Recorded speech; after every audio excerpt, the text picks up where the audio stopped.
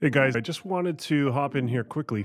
We're going to be doing some updates on markets specific to your areas, and also when those numbers come out from Treb in the next few days, we'll get those exact numbers to you. But there's some interesting stuff we have in the background that we watch as sort of an indicator of what's going on in the market. So right now, I'm just going to pull up some of the stats that we look at in the background that aren't on the Toronto Real Estate Board report that comes out monthly. We're looking at Toronto proper. So this is all of Toronto. It's pretty macro. So we have all for sale. I'm not including any listings for leases, detached and semis. Okay, so we've got that and some freehold townhouses in there. I left out the condo segment. That's a totally different beast. So I just wanted to clear this off. And we're looking at this year from Jan 1 until now. Okay, so new listings, we can see here is 4,110. We can see we started off, down here, which is normal, and then we started to grow. And we actually grew pretty quick in terms of how many sales we were getting in Toronto and the surrounding area. This doesn't include the GTA. So we get to right about here, which is March 24th, okay? And then it falls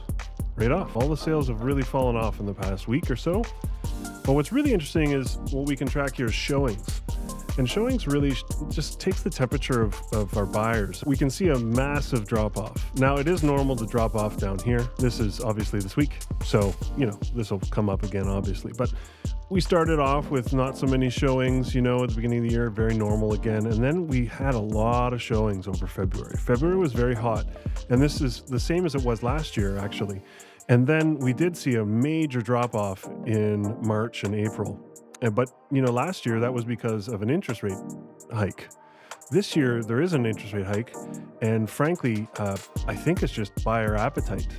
I think, where people are just getting kind of sick of all of this, which turned into bidding wars again and a very hot market, and a very hot market with, historically very high interest rates, which doesn't make sense to me. But here was kind of the peak. And, we've been saying this to our clients all year, is that February is a great time to sell. Oddly, you can find some good deals in February too, because we don't really have a good handle on what's going on in the market. But you can see that showings really did drop off. They will come back up. I mean, these ebb and flow, as you can see.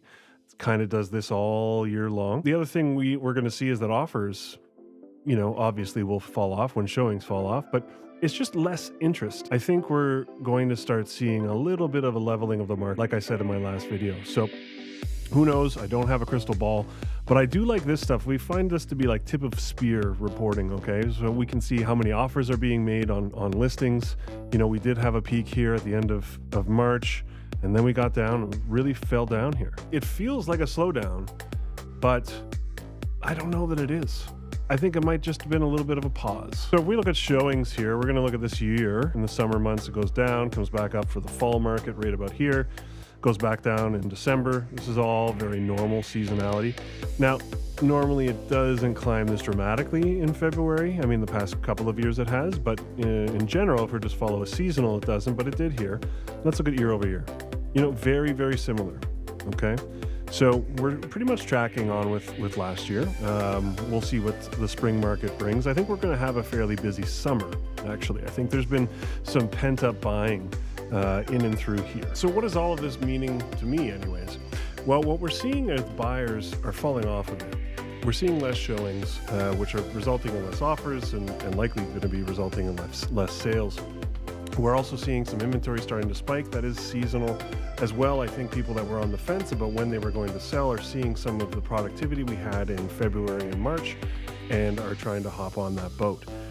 I think buyers are fairly tired of this market. I know that they want to be treated a little more fairly, and that needs some more inventory. So what I do think we're going to see is a busier summer than historically. I think it's going to be not as frantic, and I think it's going to be a lot more balanced. We'll see if I'm right or if I'm wrong. Who knows? Comment below. You can be equally as right or wrong, because we're all going to be guessing at this point.